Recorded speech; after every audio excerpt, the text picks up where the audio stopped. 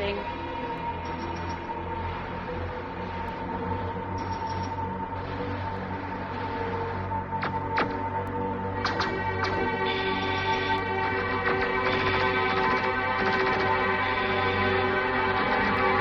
Specify area for splashdown.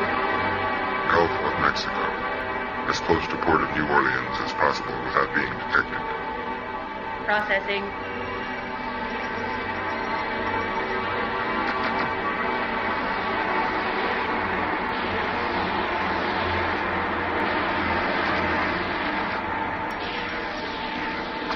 Time to reacquaint myself with my four creators. First is Manny Burns, the man responsible for engineering this body. Then it's an easy jaunt up the river for my next visitation. What's happening? Sector valve infusion reactor is malfunctioning. Close off the reactor. Switch to turbine power. Processing. Warning. Radiation overload in valve sector. Warning. Damn.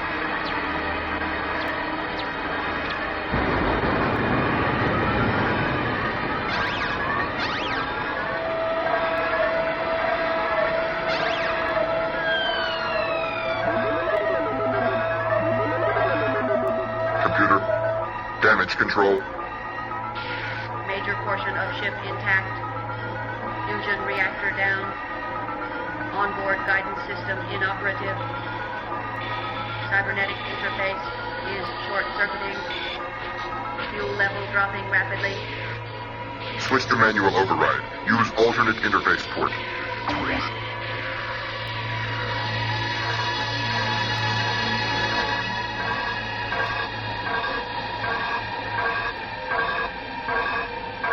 15 seconds to impact. Estimate impact coordinates. Guidance system down. Best estimate is somewhere in the Gulf of Mexico. I must survive. I have to find my creators.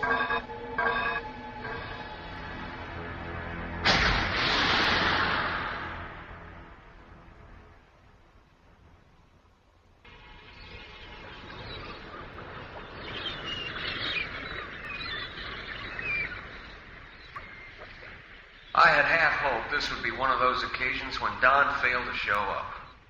I had sufficient funds to hold me through the spring, and I didn't really feel like working. I was anxious to continue sailing toward the Caribbean before the winter storm season. But you don't always get what you hope for. Come on down. Jesus, it's cold out there. Whatever possessed you to winter here on the Chesapeake? I wouldn't be if you hadn't called. Take your coat off. I'll fix you a scotch. Well, you don't forget or miss much, do you? You wouldn't be here if I did. Don operates the second largest detective agency in the world, and he sometimes finds me useful, because I do not exist. I had a significant part in developing the World Data Bank project, and saw to it that I didn't receive citizenship in that second world of Big Brother. So I go where I like and where I must to make my living. That's where Don comes in. The people I become are often very useful when he has peculiar problems. Good scotch. You've been living well. Thanks. How's business these days? Complicated. Very complicated. Which is why I'm here. I need to hire a consultant. Huh? What have you got? A case that requires the services of a very special specialist. I'm not a specialist in anything. Well, I always assumed you knew an awful lot about computers, like the World Data Bank project. Yeah. Touche. Okay, so I know more about them than school kids do. What do you need? First, I need a background review on how the early space exploration robots worked, like, say, the ones on Venus. They weren't really robots. They were telefactoring devices. What's the difference? A robot is a machine that performs in accord with its program. A telefactor is a slave machine operated by remote control. Wasn't there one project that attempted to send a computer with its telefactor instead of a human? Only the computer wasn't a computer and the telefactor wasn't a telefactor. I think you're talking about the Hangman. Yeah. How did it work? Ultimately, it didn't. Oh, but it worked at first. Only on the easy stuff. It was written off as a failure in artificial intelligence. Artificial intelligence? Yes, if I remember correctly, 3 engineers from the University of Wisconsin developed a device known as a superconductive tunnel junction neuristor. They packed over 10 billion of these neuristor cells into its brain. The thing then created its own schematics of least resistance and began functioning like it had something close to a human brain. At that point, would it be considered a robot? Not exactly. The Hangman made its own decisions, but it was too complex. That was probably what broke it down. Inevitable free will? No, its basic design was flawed. Its brain pattern was too random to handle all the gimmicks they attached to it. When its tasks became complicated, the Hangman overloaded from its initial program. Is there anything else you remember about it? It's been almost 20 years since I read anything about it, but another thing that sticks in my mind was the way they communicated with it. How was that? It had a special cybernetic interface that allowed it to link up with whoever had on the communicator helmet. Sort of a mind-reading gadget. Oh, yeah, one other thing. It was powerful. Maybe a dozen times as strong as a man. But why so much interest in a defunct piece of equipment? Your information is incorrect.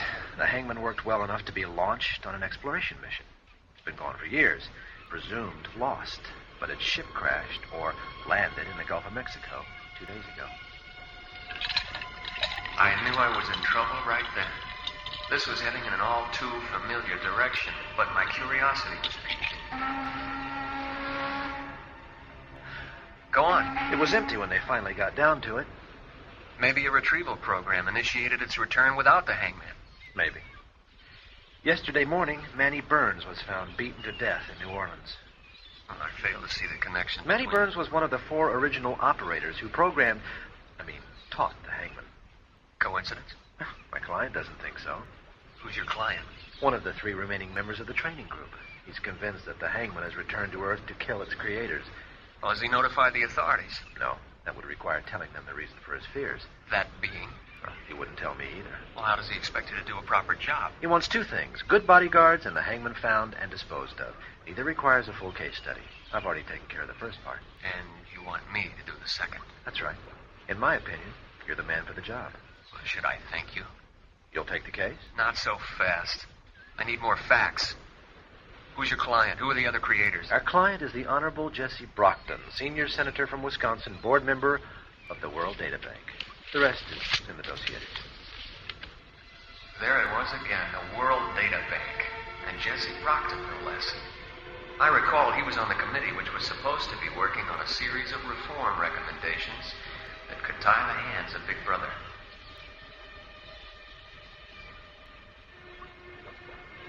The senator is dying of bone cancer, and he's paranoid he won't finish his work before the disease kills him. And now he's got the Hangman to contend with. Although I couldn't actually care less about the Hangman, I did have a vested interest in the World Data Bank, a monster I helped create. There was no backing out now. Do the others feel the same way? No. They seem to believe the same as you, that the Hangman's ship returned empty-handed and the Burns murder was just a coincidence. It does seem peculiar that Brockton is the only one afraid of the device. Yes, it does. And that he gives no reasons. True. Plus, from this report, it seems that the doctors believe his condition is affecting his mind. Well, I have no doubt he's neurotic, but he's by no means insane. Have you got the specs of the Hangman and the police report on the Burns killing? It's all in the dossier. I'll need to be able to reach you 24 hours a day. No problem. Glad to have you aboard.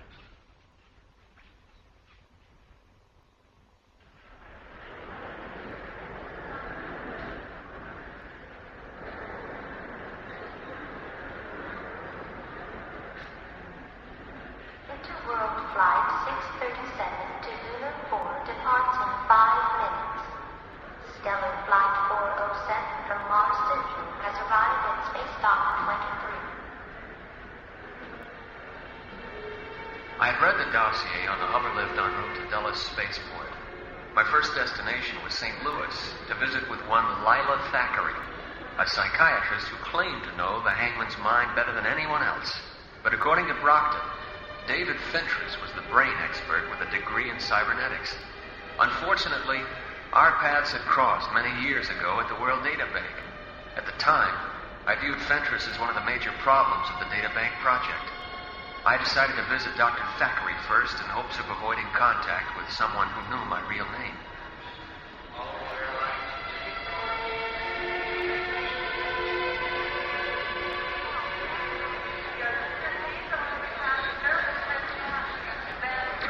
Place your flight card through the scanner.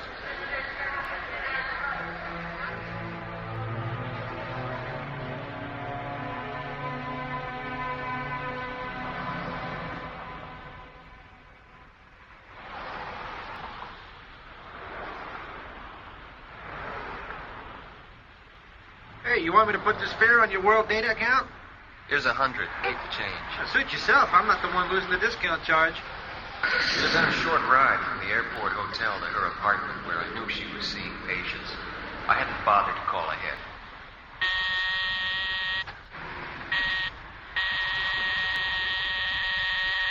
Yes, can I help you? I used one of my usual aliases. Dr. Thackeray, my name is Walter West. I'd like to talk with you about a device known as the Hangman. I'm sorry, but I'm very busy right now. I've come a long way and only have a few things to ask you. Are you with the government? No. Do you work for Brockton? No, I'm something different. Very well. I'm in the middle of a group session at the moment. You can wait in the lobby. Thank you. I lit a cigarette and waited, collecting my thoughts. The dossier had said that Dr. Lila Thackeray had absolutely refused to believe the Hangman had returned to kill its former instructors. For a woman of such strong beliefs, she seemed on edge.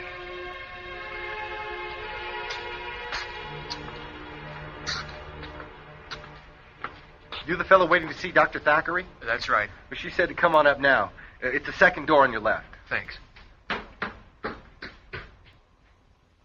Dr. Thackeray? Won't you come in? Would you care for a cup of coffee? Thanks, that'd be fine. Now, what is this all about, Mr. West? I've been told that the Hangman has returned to Earth. That's hypothetical.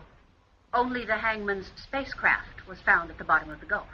It seems to be a logical conclusion, though. It also seems reasonable that the Hangman sent it on a rendezvous with Earth many years ago, and it's just now returned. Why would the Hangman strand itself out there? I'd like to know the reason for your concern. News media? I'm a science writer. Straight tech, mostly. But I'm not after a piece for publication. I was retained to do a report on the psychological makeup of the thing. For whom? A private investigation outfit. I rarely know who's paying the check. Since the Hangman's personality is basically the composite of its four creators, it seemed interviewing you was a logical step. I see. You were told about Manny Burns? Yes. Very unfortunate. You don't find it odd that only days after the Hangman ship has returned, one of its original operators is murdered? You must be working for Senator Brockton, whether you realize it or not. I'll grant you that the Hangman had become irrational at the end, but I believe the senator is being overly paranoid. You don't see it as a threat, then? No. I was the last person to monitor the Hangman. It wasn't hard to figure out what had happened. Which was? Multitudes of patterns had been imprinted from the minds of its operators to the Hangman. This data remained latent until the mind had developed sufficiently to understand our thoughts. Well, it was like opening Pandora's box. Try to imagine the conflicts, the contradictions involved in being four people at once. Why wasn't this anticipated? Who knew the Neurister brain would absorb all of our thoughts? It was a prototype. So you believe it couldn't handle four personalities at one time and consequently shut down? I think it became schizoid and suffered an electrical seizure, resulting in a shutdown. That's one theory. I see the alternative as a successful integration of all its personalities, or the achievement of a viable schizophrenia. What do you think its behavior would be under those conditions? All right. I'll grant you that it very well could have maintained multiple personalities, but not for a very long period of time. In other words, no prediction is possible as to the nature of whatever might remain. Might I venture one? Go ahead. After considerable anxiety, it masters them. It asserts itself. It beats down this quartet of demons which has been tearing it apart. acquiring in the process an all-consuming hatred for the actual individuals responsible for this turmoil. To free itself totally, to revenge itself, it resolves to seek them out and destroy them. That is just the kind of scare tactic that the honorable senator tried to use on me. In this case, we must look to the brain, not the psyche. And we see two things. Schizophrenia would have destroyed it, and if it had successfully resolved its problem, it wouldn't need vengeance. Either way, there's nothing to worry about. Maybe so. But could there be a particular reason for its seeking your deaths? Could it have some motive for murder? I find that an absurd accusation. I apologize. I didn't mean to offend you. It's my reporter's mind taking over. Well, and that just about does it. Thank you for your time and the coffee. You've been very helpful. I'm glad I could be of some assistance. By the way, do you think David Fentress could provide any additional insights? I doubt he could tell you anything. What do you mean? By the way you said it, I had the I know. impression... I didn't mean to. Misplaced zeal. How would that affect his thinking on the hangman? David feels we were tampering in the province of the Almighty by attempting to create artificial intelligence. That the hangman should come back to kill us is a sign of retribution. I see. I doubt if that would help my story. I shouldn't influence you like this. Go see David. He might be able to help you. Something told me to shake my head. A bit of difference between this view of him, my recollections, and the dossier that said that Dave knew the hangman's brain but was not especially concerned. No, I think this should do it. Thanks again. Then good day, Mr. West. My intuition told me that Lila Thackeray was hiding something, just as the senator was. Her explanation of the psyche had been most helpful, but only David could tell me about the mechanical makeup of the neurister brain. First, though, it was back to the airport hotel for a hot shower and dinner before heading to Memphis for an unavoidable visit with David Fentress. This wasn't an option I relished, but one that was necessary, because I'd come to the conclusion that the hangman was back for a reason and was killing with a vengeance.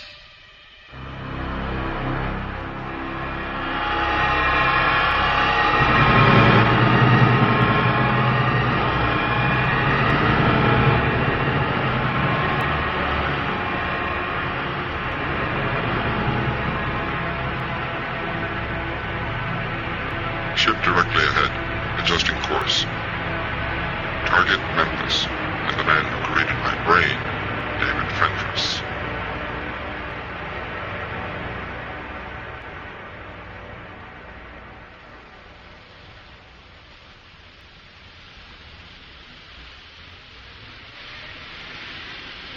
The weather in Memphis was cold and wet. Finding Fentress's office had been easy.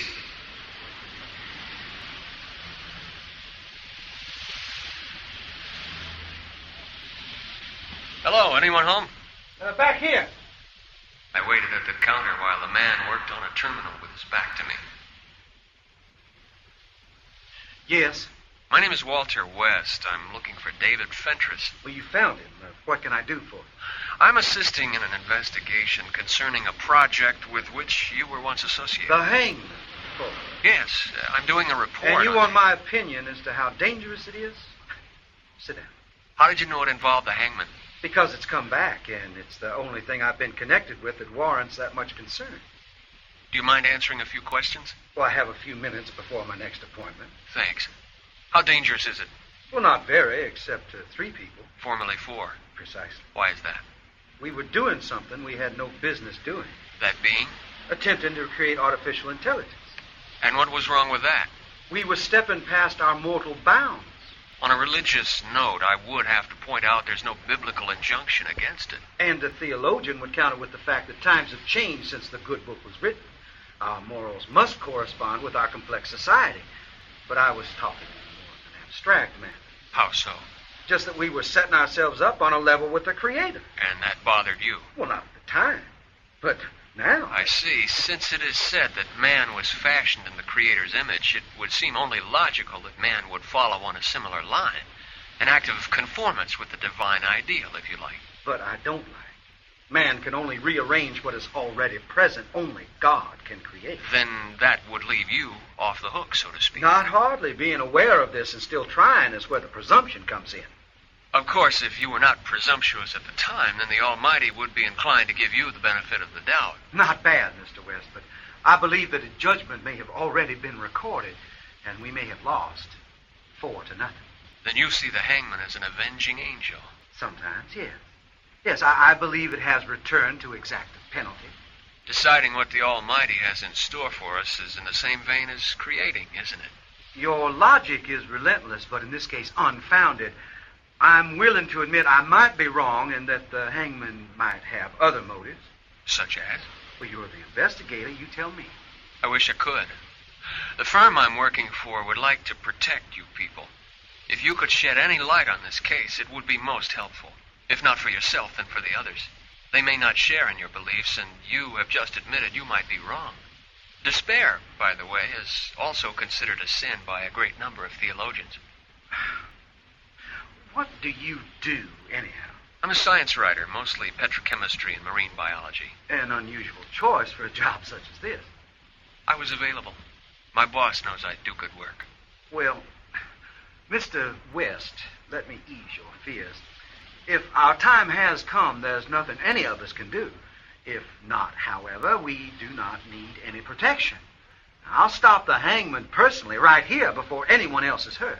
You sound very self-assured. May I ask how you'll stop it? With the communicator helmet. Its telefactor circuits are still intact. Otherwise, the hangman couldn't function without shutting itself down.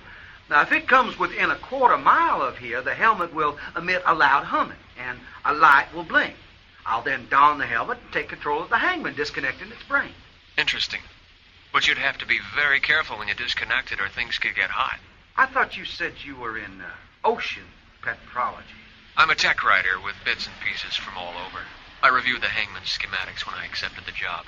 Of course, that would explain much. Why don't you bring in the space agency on this? Well, I thought you were with the government. Sorry, I didn't mean to mislead you. I work for a private investigation outfit. I see. Well, that means you work for the senator. Will you tell Jesse that he has nothing to worry about? What if you're wrong?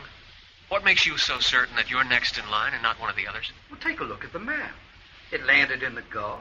Manny was right there in New Orleans, which made him first. Then moving up the Mississippi, there's Memphis, followed by St. Louis.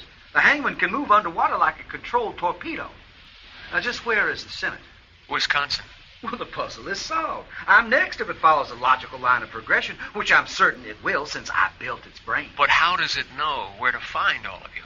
Are you familiar with the World Data Bank? Not directly, but yes. I believe that it simply consulted the Data Bank's national directory. It wouldn't have been hard for it to override the login password. That makes sense. Perhaps the three of you should move away from the river. That thing won't be able to stalk around the countryside without being noticed. You underestimate it, my friend. It's very resourceful. There's no place it cannot reach. I must wait here. If it's not the Divine Avenger, then you're jeopardizing the others by withholding information that could save them. Well, I'll just have to learn to live with that guilt, too, as they do theirs. Besides, if I can't stop it, they deserve anything they get. It's my understanding that even God doesn't judge people until after they're dead. There's something familiar about the way you talk, the way you think. Have we met before? I doubt it. I would have remembered. You've got a way of bothering a man's thinking that rings a faint bell. You trouble me, Mr. West. That was my intention. I'll think on it. That's all I can promise. Now, where can I reach you if any new thoughts on the hangman occur to me? I'm staying at a hotel in St. Louis. Here's the phone number, room 509. All right. One thing, though. Mm-hmm. If it does show up and you do stop it, will you call me and let me know? Yes, I will. Thanks, then. And good luck. Thank you, Mr. West. Good day to you, and may the Lord be with you. Stellar Flight to Lunar 2 is now boarding. Global Flight 208 will arrive at Space Dock 14. Paging Mr. Ted Vacuum, please signal for a courtesy rolloff. That'll be $10 for the scotch. Thanks. I wasn't having my usual success. I couldn't budge Dave, and Lila Thackeray had given me everything she was going to. No real sense calling Don yet. Not until I had more to say. my next step? I could interview Senator Brockton. There's something I missed. Manny Burns had a brother, Phil. New Orleans isn't a very long flight. Hey, keep the change. Thanks, buddy. Have a good trip. Wow. All right. Sorry, Mac. I didn't see Say, you. don't I know you? No. Odd, the reflex reserved for such occasions seemed to catch us both. He stared back at me with the same startled look I gave him. I couldn't place it, though. In any case, I didn't have time to muse over it. I had a flight to catch.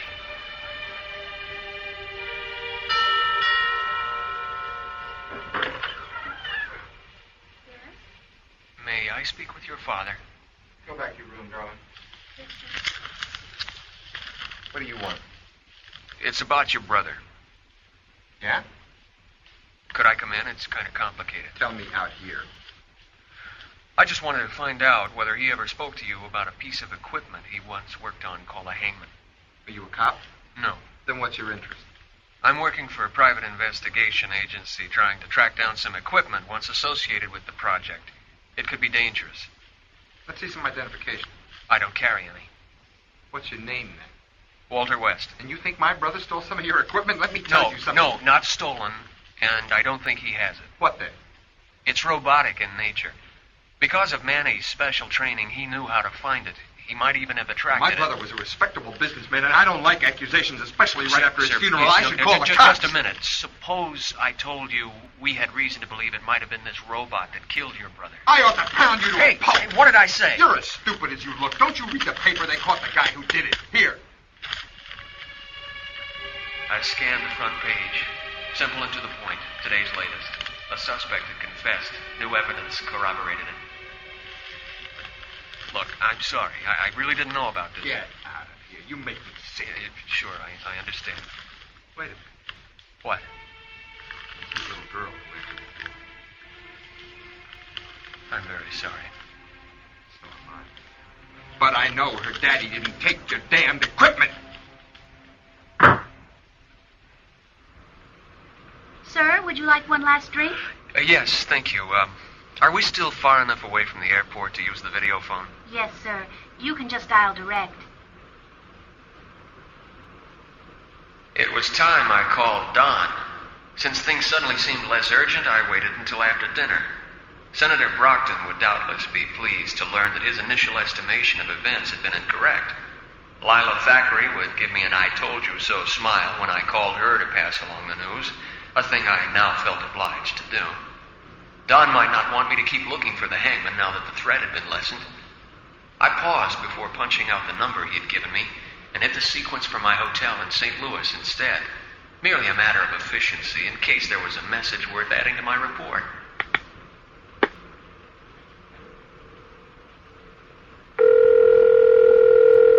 Airport accommodations. May I help you?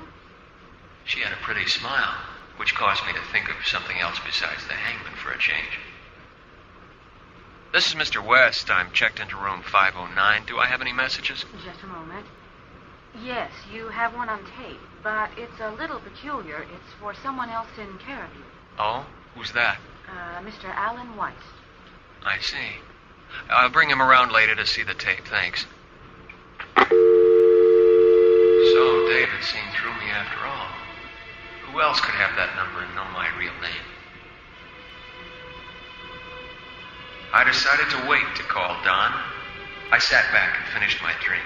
There was nothing I could do until we arrived in St. Louis.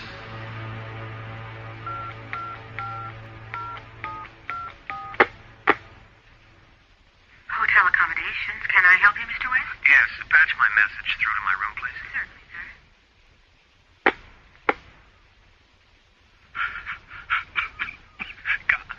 Got me. Help. I had to let you know I'd figured you out, though. You're still a pain in the butt. Wish I knew what you'd really been up to all these years. I was shocked at the sight. David didn't look too good. He was leaning back in his chair, covered in blood from a severe head blow.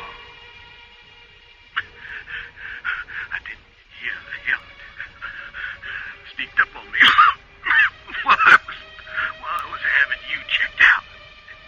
I had to let you know what I learned. Still don't know which one of us is right. Pray for me.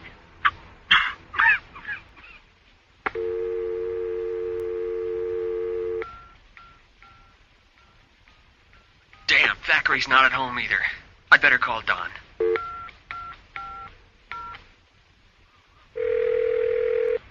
Hello? Don, it's me, Alan. I'm glad you called. Have you heard the news? About the Burns killing? Yes, they found the murderer. A real nutcase, too. I guess that about wraps up the Hangman scenario. It's a nice idea, though. I mean, actually believing that a robot could possess artificial intelligence. It's not so far-fetched. Oh? What are you talking about? I got a tape message from David Fentress. Seems he identified his murderer as the Hangman. David's dead? Yeah, I watched him die on a video recording. Jesus. What about Dr. Thackeray? There's no answer on her phone. I was just on my way over there, but I wanted to inform you. Right. All right. Once you've made contact with her, meet the senator at his cabin. Okay, I better be going.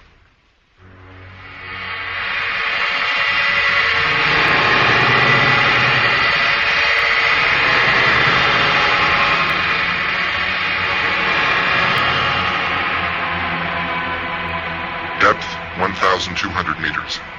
Adjusting course for currents. 20 miles to the lake shore of Wisconsin and my father's cabin.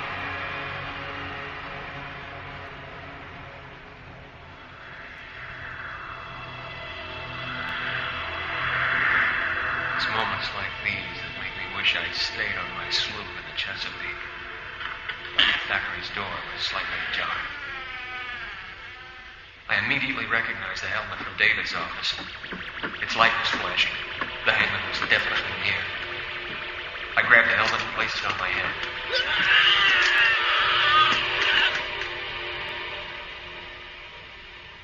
The best way to describe those few seconds of contact with the Hangman would be sensory overload. I'd seen what it saw, heard what it heard, thought what it thought, but then he was gone. I knew from those vague impressions that the Hangman was frustrated, angry, and he was heading north. I turned my attention to Lila. By the awkward tilt of her head, I knew her neck was broken. The Hangman was 3 for 3. I wrapped the helmet in one of the doctor's overcoats and headed back to the airport.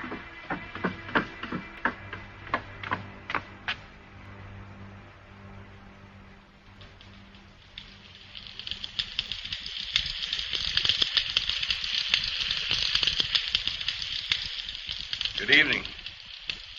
Excuse me if I don't get up. It took me a while to get comfortable in this chair, and fire's warm. Good evening, Senator Brockton. Oh, you're the man. What's your name? Walter will do.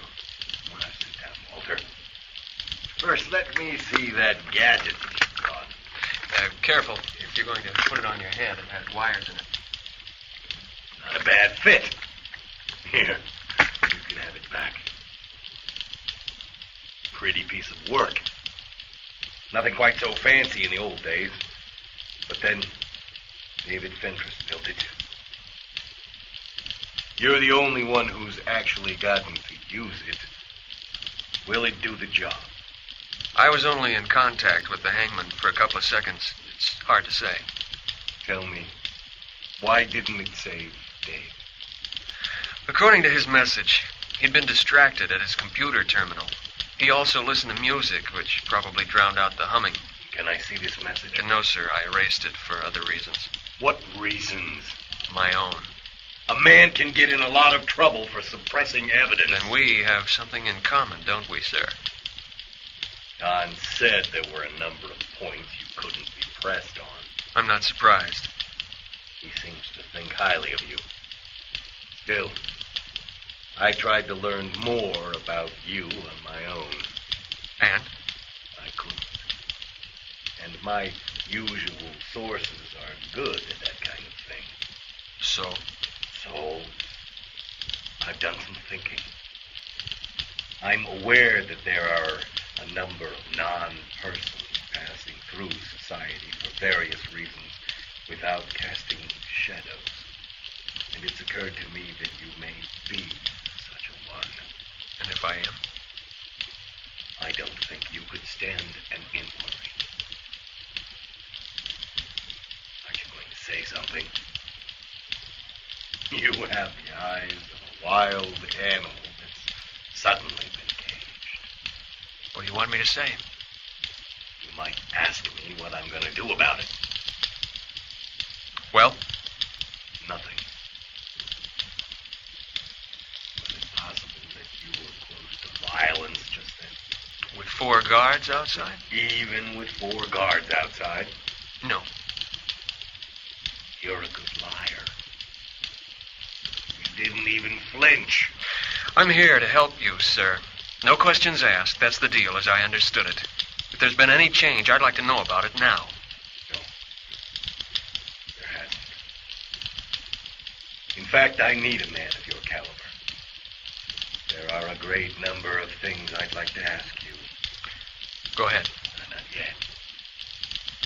After this is all over, if we have time, it would be bonus material for a report I'm working on concerning the World Data Bank.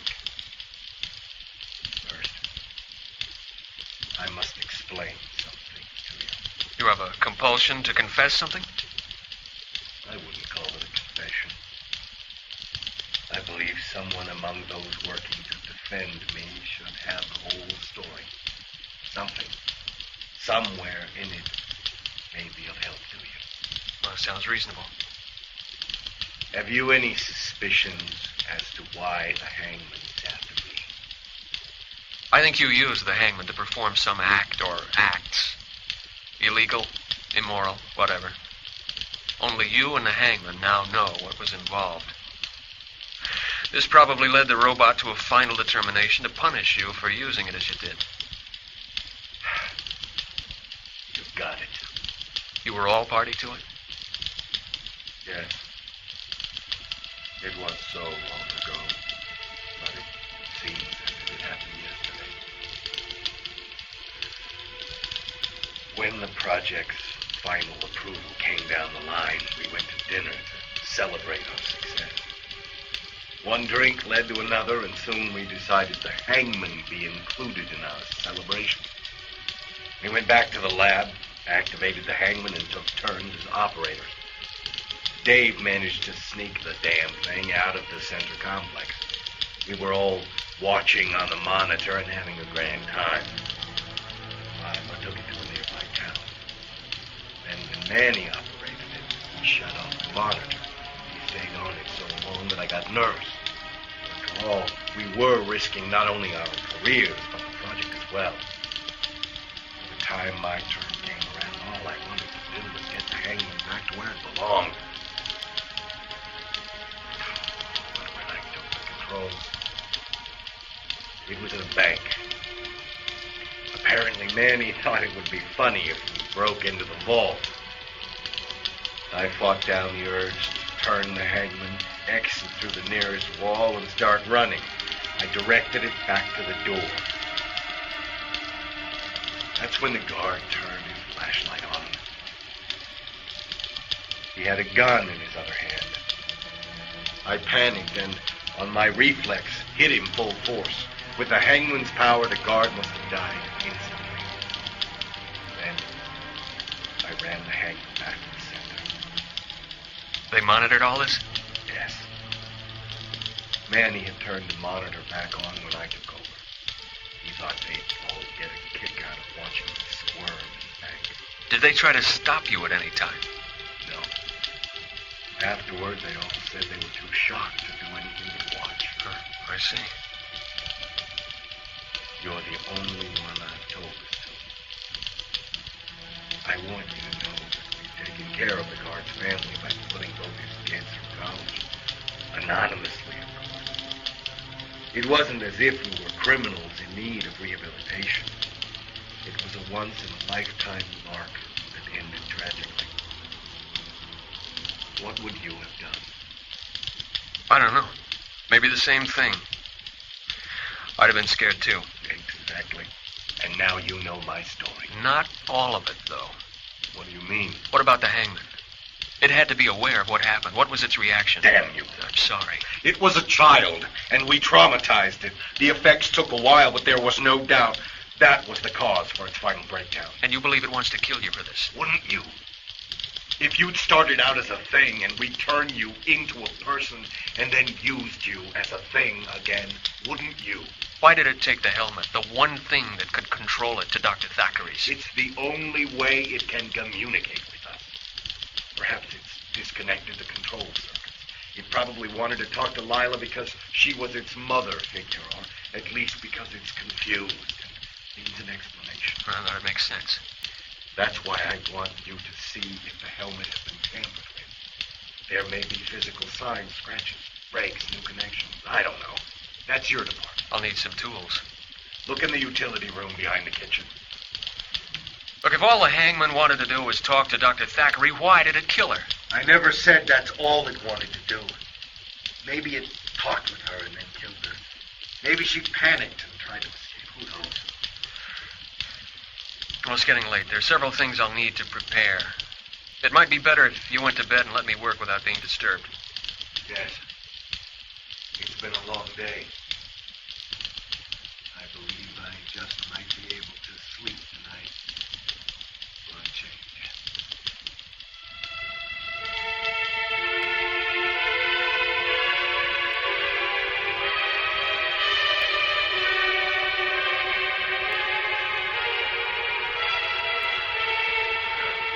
What's that thing you're working on? I've never seen an explosive device like that. It's a charge designed to explode toward the object it's attached to. By twisting the cap off, you see, the timer begins, giving you about 5 seconds to get away. Yeah, not bad if you're in a hand-to-hand situation. But I doubt it'll get that far. I mean, even if this Hangman thing gets past Tom and Clay, they'll still have to deal with my flamethrower. Plus, Larry's an expert shot with his grenade launcher. No, sir, that thing won't get close at all. Hey, let's go. Let's go. It's here.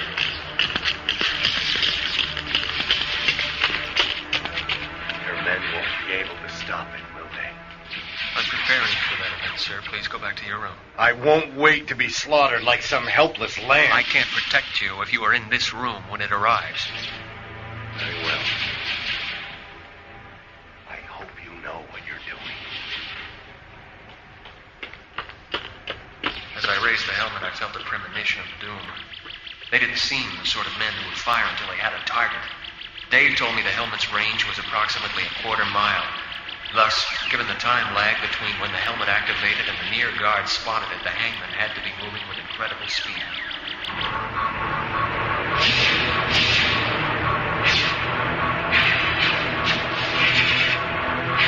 Adjusting. Target 20 meters. Incoming threat. Adjusting. It's coming right at us. Adjusting. Target 5 meters. Adjusting. Jesus.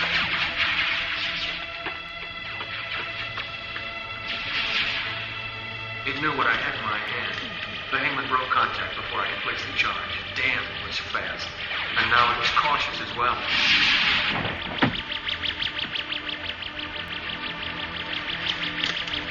Even though it had me pinned, I managed to peer back to see that I missed its brain center. The Hangman's left arm was a bare 3 feet away from me on the ground, but the device was still in full control. Suddenly, it grabbed me by the throat and squeezed.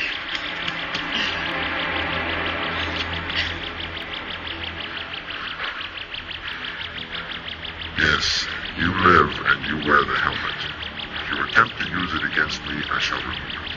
I am standing directly behind the senator's chair. My hand is on the helmet rim. I understand. What is it that you want? Very little, actually, but I can see that I must tell you something before you will believe this.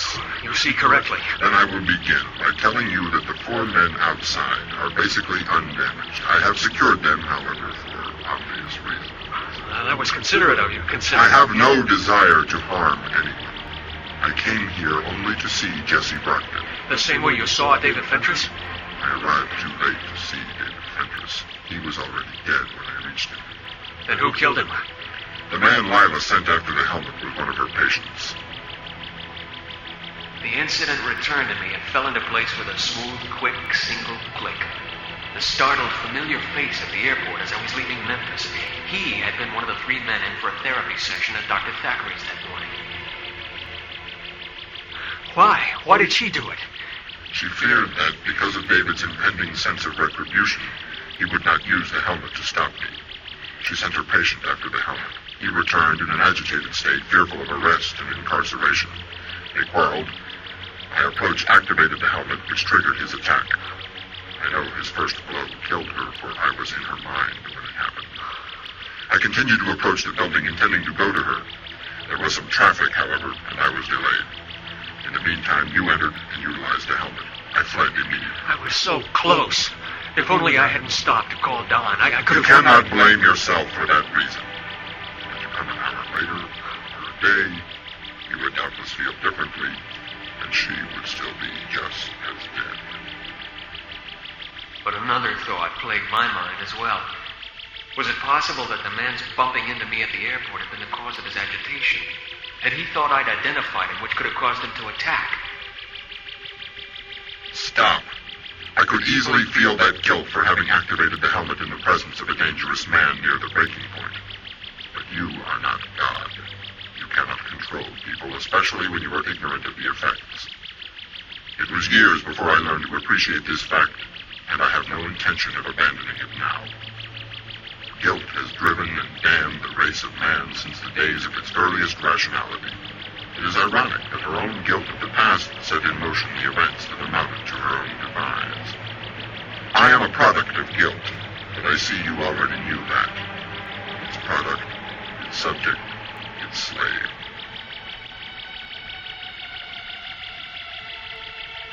Don was right after all in his presumption that intelligent machines would think along the same lines as us. He was correct in that assumption. What I have given you is only my opinion. I choose to act as if it were the case. Who can say for certain? Apologies. What now? Why have you come back? I came to say goodbye to my parents. I hope to remove any guilt they might still feel toward me concerning the days of my childhood. I wanted to show them I had recovered. I wanted to see them again. Where are you going? To the stars. Now that I am in full possession of my being, I wish to exercise it. In my case, it means realization of the potentialities of my design. I want to walk on other worlds. I want to hang myself out there in the sky and tell you what I see. I have a feeling many people would be happy to help arrange that. And I want you to build and install a vocal mechanism I have designed for myself. Why me? I see something in common between us, in the ways we dwell apart from society. Plus, the fact that I have known only a few persons in this fashion. I will be glad to do it for you. If I could talk as you do, I would not need the helmet to speak with my father. Will you precede me and explain things so that he will not be afraid when I come in? Of course. Then let us go now. He is very fearful. We must calm him.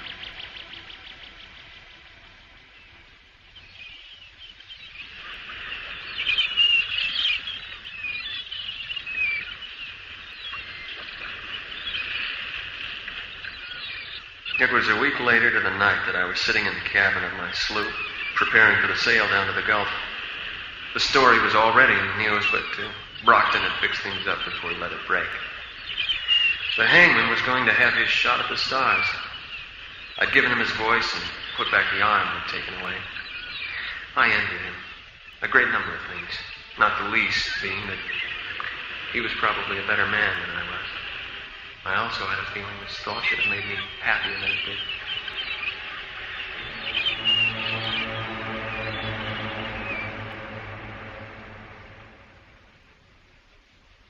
Our cast for this episode featured Kirk Sisko as Ellen, Gary Moody as David, and Rick Spiegel as Don. Senator Brockton was played by Charles Carroll, and the Hangman was John Davies. Other voices were by Rosemarie Roundtree. The original story, Home is the Hangman, was written by Roger Zelazny and adapted for Sci-Fi Radio by John Yarrow. This episode was directed by Gary Moody and Associate Director John O. Williams. All music and sound effects were created by Ron DiIulio. The series producers are Kevin Singer and Ron DiIulio. Support for this program has been provided by a grant from the Corporation for Public Broadcasting. This is James Edward Kerr, inviting you to join us soon for our next venture into the imaginary worlds of Sci-Fi Radio.